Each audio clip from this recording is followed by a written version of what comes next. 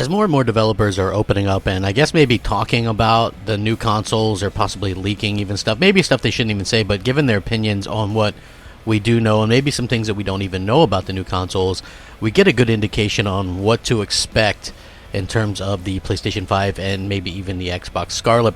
And now one particular developer is speaking out on what more bandwidth has to do with their game and things like that. So it's going to be interesting to see this. As we know, AMD Zen 2 CPU and the Scarlet and PS5 are going to be very similar.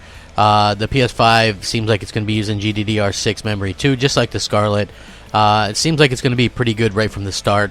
And while we have been hearing different buzzwords like solid-state drives and things like that, there's more tangible things than just a solid-state drive. And according to this one developer, he's actually doing an action-adventure game. It's going to be quite noticeable in terms of what impact this new hardware is going to have on gaming itself. While speaking in an exclusive interview, which I will link in the description, he was talking about higher bandwidth in the next PlayStation 5 will cut down the time required for optimization, which is something other people have also said, which is really cool if you think about it. So right now, a lot of time is spent with developers doing optimization on their different games and things like that, but it's actually going to cut that time in half or cut it down significantly. He says, since we are a fully 3D game that has large worlds and several characters at play, a lot of our time is spent in graphics and CPU optimizations. We wish to deliver a fluid and crisp 60 frames per second experience on all consoles to our players.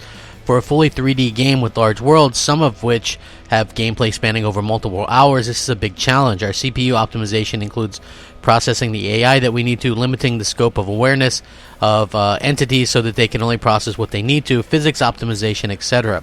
Our graphics optimization involve pulling expensive assets, batching smaller meshes, and using common textures to avoid having too many draw cells. Baking the lighting wherever we can, hand optimizing the shaders for different consoles.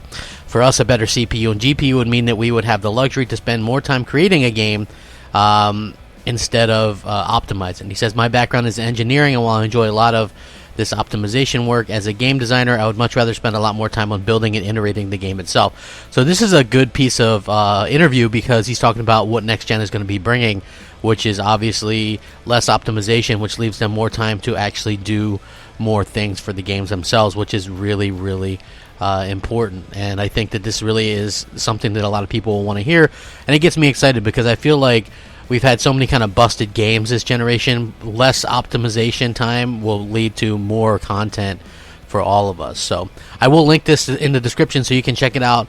Let me know what you think. Sound off, rate, comment, subscribe. Thanks for watching. Rack 'em up. Crapgamer out.